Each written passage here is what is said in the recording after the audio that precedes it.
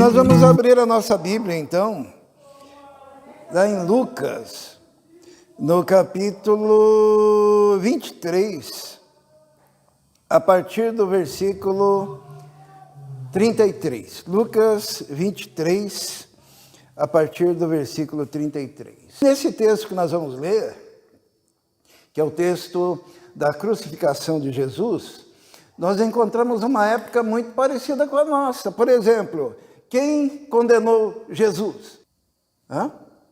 A cruz. Foram os juízes daquela época, né? Uma ação de juízes corruptos, né? Dando o voto para a crucificação do Senhor. Eram líderes corruptos, líderes da nação. Eram sacerdotes corruptos e havia também um povo que aceitava essas coisas como cordeiro. Porque um pouquinho antes da crucificação de Jesus, o que o povo gritava? O povo dizia: bendito aquele que vem em nome do Senhor, hosana, hosana, hosana. Passou-se um período muito curto, depois da entrada triunfal de Jesus em Jerusalém, né? E aquelas palmas colocadas e Jesus entrando naquele jumentinho, né? Na cidade. Passou pouquíssimo tempo e o povo, então, conivente com aquela situação de juízes corruptos, de líderes corruptos, o povo começava a dizer: crucifica-o, crucifica-o, e o levava à crucificação, né? Existe uma responsabilidade muito grande que recai em torno das decisões que tomamos. E Jesus enfrentou tudo isso. E nós vamos ver hoje como que Jesus enfrentou tudo isso, lendo esse texto, que está em Lucas, capítulo 23, a partir do versículo 33. Diz assim: quando chegaram ao lugar chamado Caveira, ali o crucificaram com os criminosos, um à sua direita e outro à sua esquerda. Jesus disse: Pai, perdoa-lhes, pois não sabem o que estão fazendo. Então eles dividiram as roupas dele, tirando sortes. O povo ficou observando e as autoridades o ridicularizavam. Salvou os outros, diziam: salve-se a si mesmo, se é o Cristo de Deus, o escolhido. Os soldados aproximaram-se também, zombavam dele, oferecendo-lhe vinagre, diziam: se você é o rei dos judeus, salve-se a si mesmo. Havia uma inscrição acima dele que dizia: este é o rei dos judeus. Um dos criminosos que ali estava dependurados lançavam-lhe insultos: você não é o Cristo? Salve-se a si mesmo e a nós. Mas o outro criminoso o repreendeu, dizendo: você não teme a Deus, nem estando sob a mesma sentença? Nós estamos sendo punidos com justiça, porque estamos recebendo o que os nossos atos merecem. Mas este homem não cometeu nenhum mal. Então ele disse: Jesus, lembra-te de mim quando entrares no teu reino. Jesus lhe respondeu: eu lhe garanto, hoje você estará comigo no paraíso. Já era quase meio-dia, e trevas cobriam toda a terra até as 3 horas da tarde. O sol deixara de brilhar, e o véu do santuário rasgou-se ao meio. Jesus bradou em alta voz: Pai, nas tuas mãos entrego o meu espírito. Tendo dito isso, expirou. Vamos orar. Senhor, muito obrigado pela tua palavra, ó Deus, que é viva e eficaz. Pedimos agora, Senhor, que o teu Espírito nos envolva e que possamos compreender a tua palavra e a tua mensagem, Senhor, para este momento, para este dia, para esse tempo que estamos vivendo, ó Deus. Que o Senhor, através do Espírito Santo, esteja falando, Senhor, aos nossos corações. Nós te pedimos isso em nome de Jesus. Amém. Irmãos, falamos que havia injustiça, havia ação de juízes, tanto que aqueles bandidos que estavam sendo crucificados diziam assim: nós estamos aqui por um ato de justiça, porque somos culpados, mas este era um inocente sendo colocado na cruz. Falamos dos governantes, falamos dos sacerdotes, todos corruptos, agindo na condenação de Jesus. E o que Jesus fazia? O que Jesus fazia neste momento? Vamos ver ali no versículo 34 o que ele fazia. Jesus disse: Pai, perdoa-lhes, pois não sabem o que estão fazendo. Naquele momento de profunda angústia, naquele momento em que Jesus estava com as mãos furadas por aqueles cravos, com a testa ensanguentada, com os pés pregados, pendurado, carregando o peso do seu próprio corpo naquela cruz. Naquele momento, Jesus exercia um dos seus ministérios, que é o ministério da intercessão. Olha só que exemplo que Jesus dá para nós, né? Quando os juízes estiveram fazendo o que é errado, quando os governantes estiverem fazendo o que é errado, quando o povo todo estiver como cordeirinho atrás de lobos, sem a percepção de que serão devorados, o que nós devemos fazer semelhantemente a Jesus? Interceder. Jesus, num ato de amor muito profundo, o que ele faz? Ele ora pelos seus inimigos, ele ora pelos seus algozes, ele intercede. É o papel de Jesus ali. E ali ele dá um exemplo de como nós também devemos agir, intercedendo, orando, falando com o Pai. Ele se dirige ao Pai no momento de profunda angústia e dor. Os irmãos sabem qual que é o papel de Jesus hoje em dia? Ele já ressuscitou, ele já foi elevado aos céus. Cantamos há pouco que ele está assentado à direita do Pai. E qual é a missão dele nesse exato momento? Já que ele consumou a obra que tinha que realizar na cruz do Calvário, o que ele faz hoje em dia?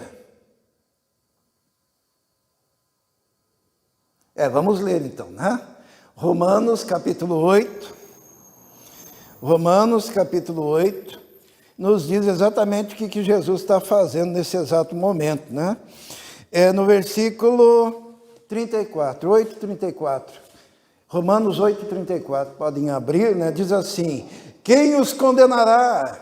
Foi Cristo Jesus quem morreu, e mais, que ressuscitou, e está à direita de Deus e também intercede por nós.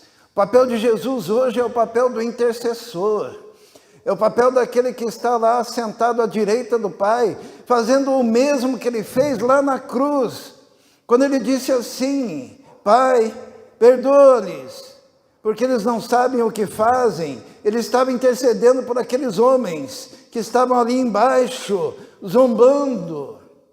E hoje em dia, Jesus também cumpre o seu ministério de intercessão. Vamos abrir lá em Hebreus, só para nós confirmarmos isso, né? Hebreus no capítulo 7, no versículo 25, o que diz lá?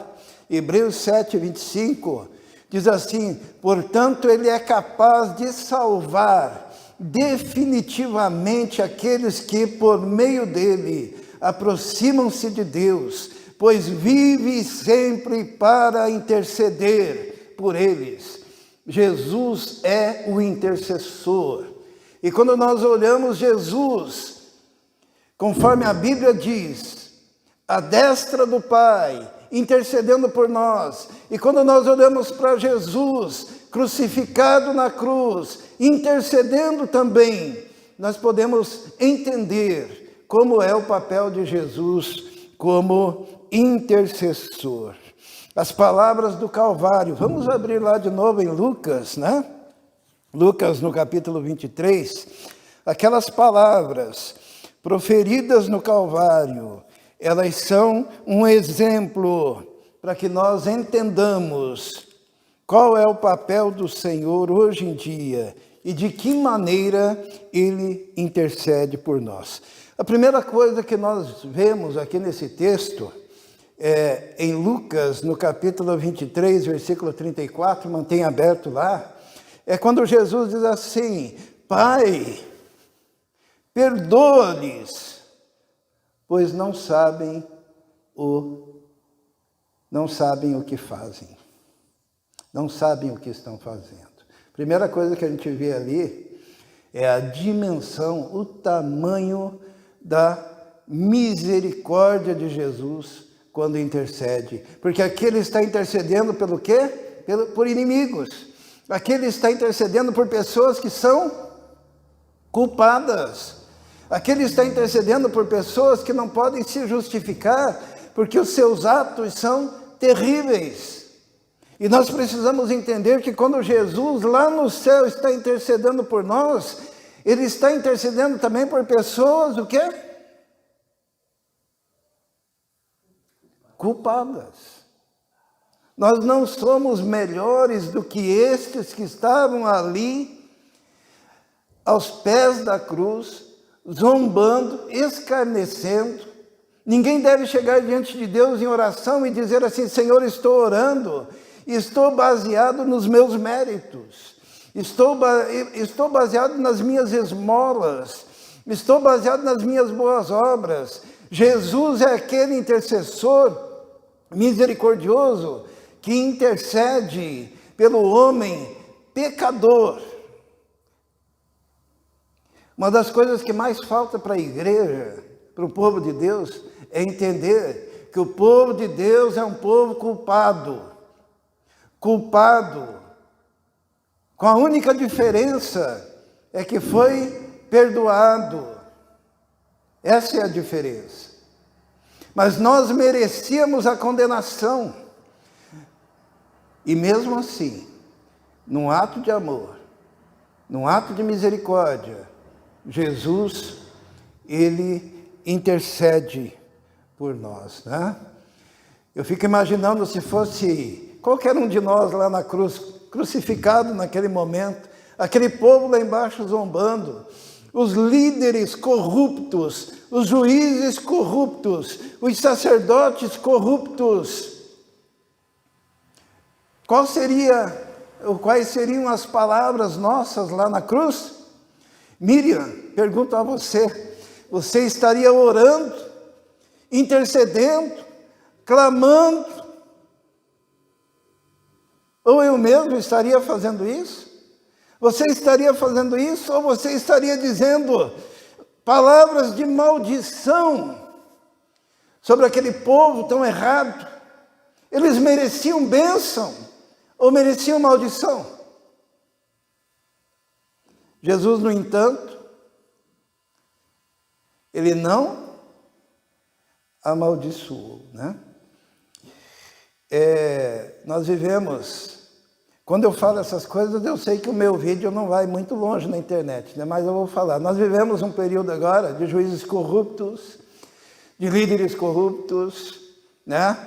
De uma sociedade conivente, porque onde já se viu termos que seja 10% de pessoas votando num ladrão, votando num bandido, votando num cara que é favorável ao aborto, votando num cara que foi condenado em 3 instâncias, votando num cara blasfemo, votando num cara que persegue igreja, votando num cara que persegue pastores, votando num cara que blasfema de Deus.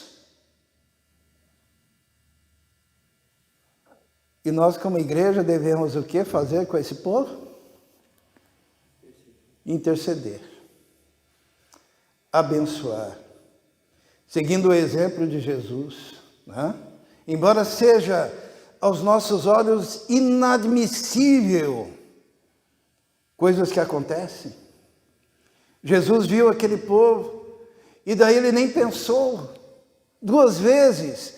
Ele tinha uma missão, a missão era salvar, a missão era ser intercessor, a missão era libertar, e ele orou, intercedendo e não amaldiçoando. Quando a gente olha para nós hoje também, como igreja, nós não temos muito o que colocar diante de Jesus para dizer para ele assim: olha, Senhor, ore por nós porque nós somos bons. Não. Nós fazemos tão menos do que deveríamos fazer. Talvez fôssemos dignos também de maldição. Mas sabe o que Jesus está fazendo lá no céu neste momento? O quê? Intercedendo por mim, intercedendo por você, por cada um de nós. É o ofício de Jesus, que nós podemos ver na cruz e que nós podemos ver agora, quando Ele está assentado à destra do Pai. Vive a interceder por nós. Imagine Jesus glorificado à destra do Pai, nas ruas de ouro, tendo o universo por escabelo dos seus pés e podendo contemplar toda a glória da sua criação lá no céu, na eternidade, mas Ele está focado em pedir por você e por mim ao Pai. Outra coisa que nós aprendemos aqui, ele diz: Pai, perdoa-lhes, porque eles não sabem o que fazem. Isso é muito interessante, porque Jesus, como nosso advogado, a Bíblia diz que Ele é nosso advogado, Ele procurou alguma coisa assim. Se fôssemos nós lá, e nós tentássemos encontrar algum argumento diante do Pai, para que nós pudéssemos ajudar aquele povo miserável que estava cometendo erros, que argumento nós teríamos? Jesus, como bom advogado, ele começou a esquadrinhar o que eu posso dizer diante do Pai para tentar ajudar esse povo miserável. E ele pega e diz assim: Pai, perdoa-lhes. E o argumento de Jesus, eles não sabem o que fazem. Ele está procurando alguma coisa ali para poder colocar em oração e comover o coração do próprio Pai, para que aquelas pessoas pudessem de alguma maneira ter a oportunidade ainda de uma mudança, de uma transformação de vida. E se Jesus procurou, na sua intercessão, se Ele procurou encontrar algo para colocar como argumentação diante do Pai, por aquelas pessoas, Ele também faz isso por nós. E é interessante que a ignorância nunca é um bom argumento, né? Se a gente for para a lei, alguma pessoa que cometa um crime por ignorância, ela continua sendo culpada, né? Mas Jesus, ele se apegou àquilo ali e disse: eu vou colocar diante do meu Pai, porque o meu amor é tão grande por esse povo, e algo eu vou dizer, embora não exista nada que justifique aquilo que eles estão fazendo, chegarei ao Pai e direi: Pai, perdoa a ignorância, eles não sabem o que estão fazendo.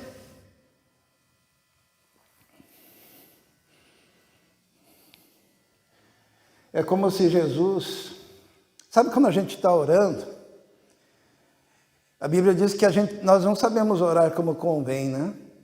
E as nossas orações, elas são feitas ao Pai em nome de Jesus, não é?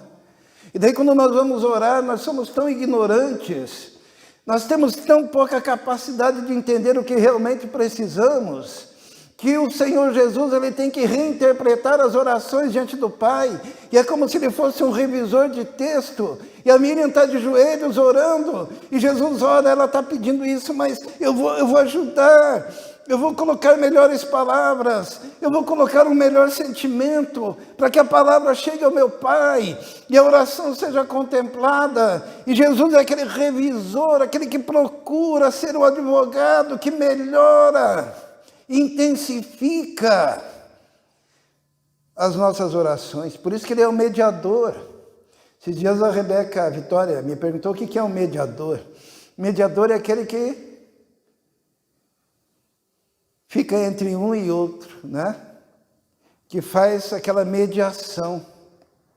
Nós queremos falar com o Pai, mas o Pai é tão santo, santo, santo, santo, santo, que nós precisamos de um mediador, que é Jesus.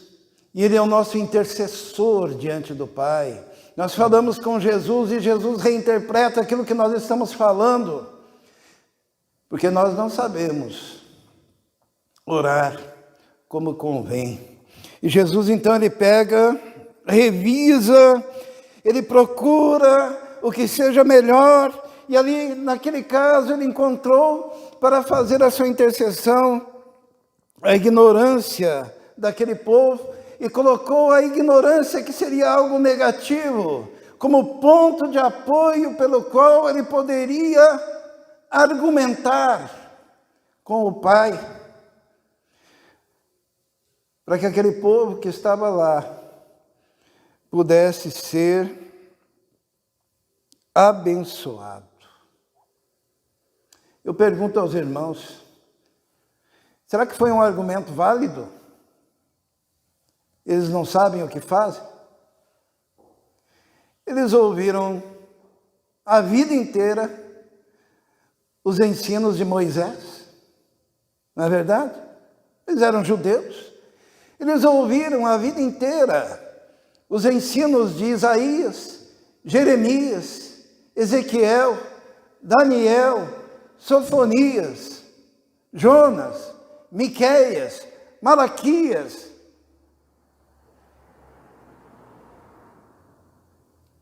Será que era um argumento válido? Mas Jesus, ele tinha um entendimento de que você pode passar a sua vida inteira ouvindo sermões. Você pode passar a sua vida inteira ouvindo os profetas. Mas se não houver um milagre dentro do coração, a pessoa ainda é ignorante. Ela ainda não sabe. Por isso que Jesus diz, eles não sabem. Eles ouviram Moisés, mas eles não sabem. Eles ouviram Isaías, mas eles não sabem. Eles ouviram Malaquias, mas eles não sabem. Eles não sabem o que estão fazendo. E é por isso que quando Jesus ora, ele faz a oração correta, né? Talvez se fôssemos nós no lugar dele, nós iríamos fazer a oração errada, né? Jesus falou, Pai, o que ele pediu? Perdoa-lhes, né? Fosse o Romildo lá, né? Ele ia dizer assim, Pai, ilumina a mente desse povo. E daí com a mente iluminada e com os atos de desobediência, o que aconteceria? Eles seriam mais culpados. Jesus falou, ó, são ignorantes, perdoa. Perdoa com base nisso, pelo menos.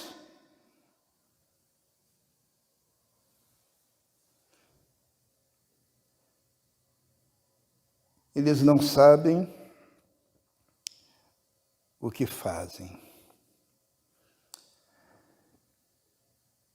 Na verdade, irmãos, essa oração, Pai, perdoa-lhes, porque eles não sabem o que fazem, ela é só um resumo de tudo que estava acontecendo ali.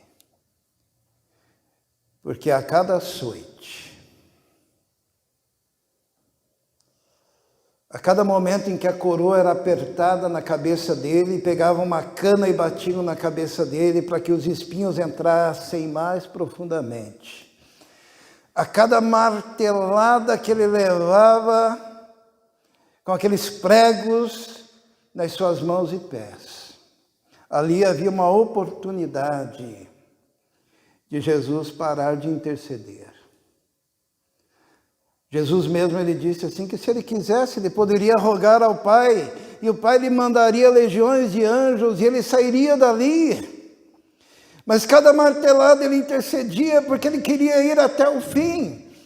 E cada gota do sangue de Jesus era uma intercessão eloquente por cada um de nós. Cada gota, intercedendo pela vitória, intercedendo pelo Israel. Cada martelada que ele interrompia os seus pensamentos por causa da dor, ele retomava em seguida a menção dos nomes de cada um que precisava da sua graça e da manifestação do seu amor.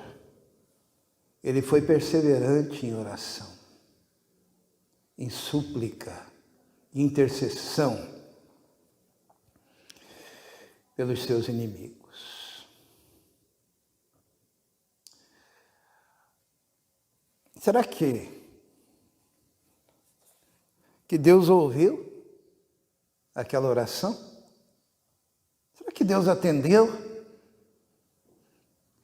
Eu tenho pensado muito sobre oração nesses últimos dias.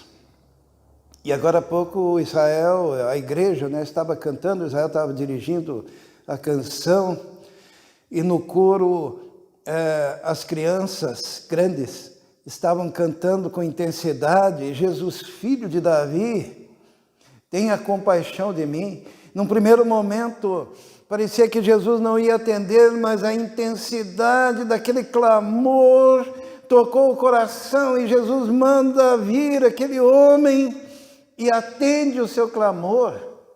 Parece que existe uma intensidade necessária na oração para que Jesus diga: venha, eu vou te atender.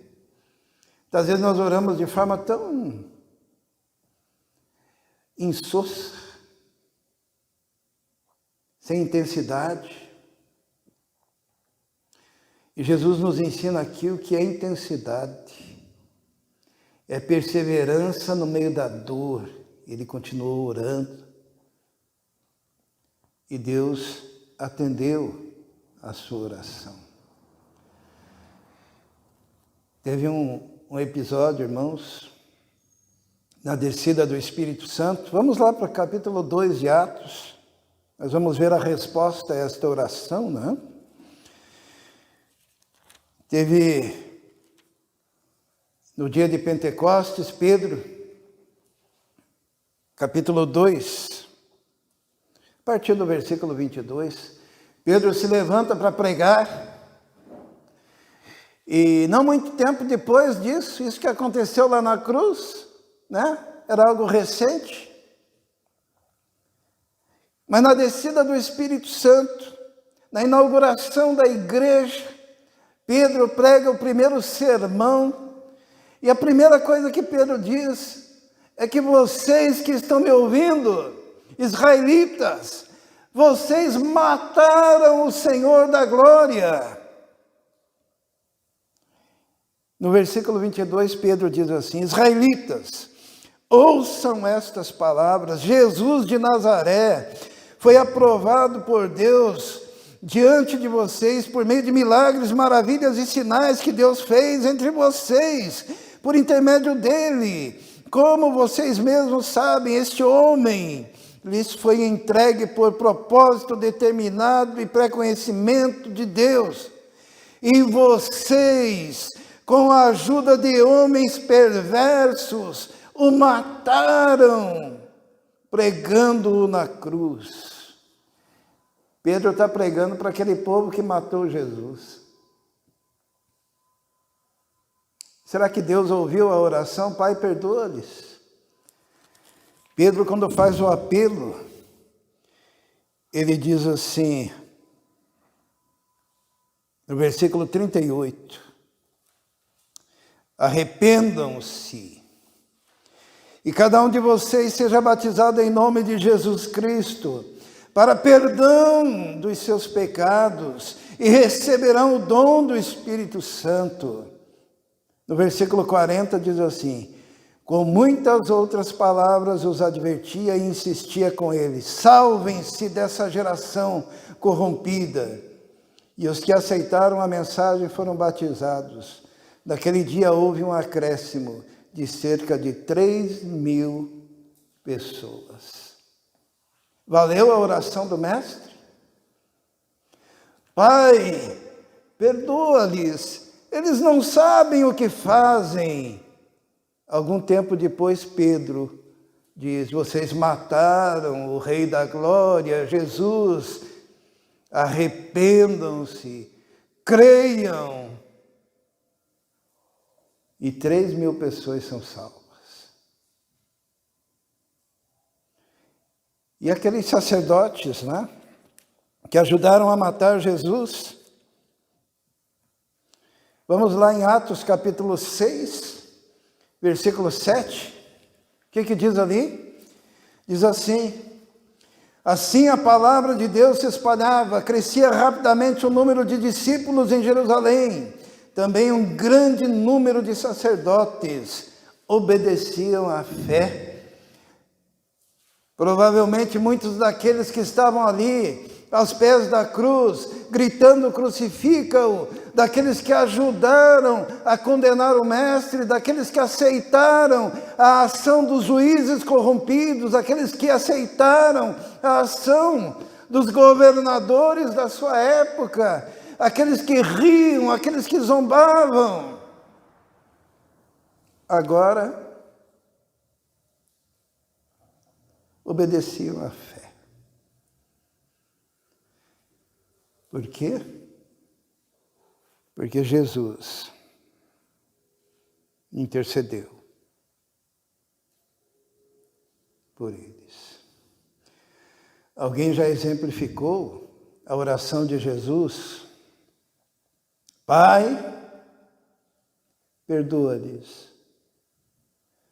porque não sabem o que fazem. Como alguém que joga uma pedra no meio do rio e começa a formar ondas concêntricas. E os irmãos sabem que oração é assim, né? Só que aquela oração de Jesus, ela foi tão poderosa que a primeira onda que causou alcançou 3.000. Depois alcançou os sacerdotes. Depois alcançou nações. E até hoje alcança pessoas. Porque hoje alcançou a nós. Porque aquele povo que estava lá, zombando de Jesus, aos pés da cruz, pelos quais Jesus intercedia, eles eram tão somente representantes de todos nós. Porque se nós estivéssemos lá, faríamos o mesmo.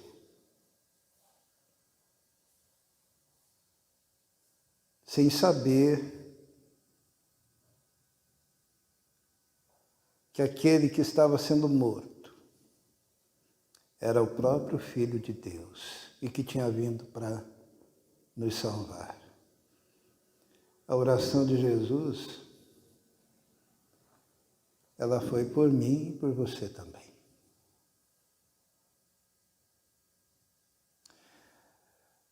E ele nos alcançou. E a mesma oração, quer alcançar o seu filho, sua filha, seus amigos.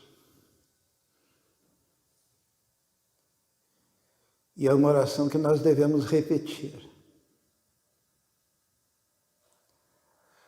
Hoje é um dia que nós estamos inseguros, né? Não sabemos ainda o resultado.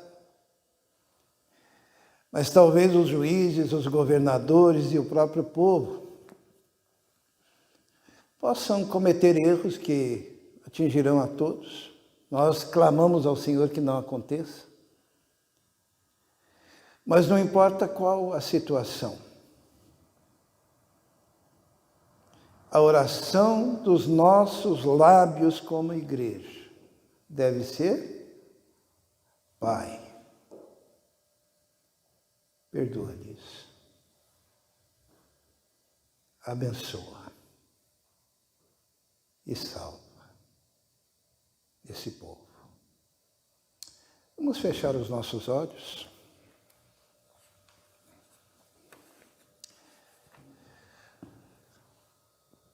Muito obrigado, Senhor Jesus, porque a Tua palavra diz que quando o Senhor foi elevado aos céus, assentou-se à destra do Todo-Poderoso e vive a interceder por nós, tendo consumado a obra que o Senhor foi realizar, assentou-se à destra do Pai. Muito obrigado a Deus, porque o Senhor é aquele que interpreta as nossas orações, porque não sabemos orar como convém. O Senhor é aquele que olha e procura e encontra o menor indício de um argumento para nos abençoar e para atender a nossa petição. E o maior argumento é o seu próprio sangue vertido por todos nós, pecadores. Nós te louvamos por isso. Em nome de Jesus. Amém.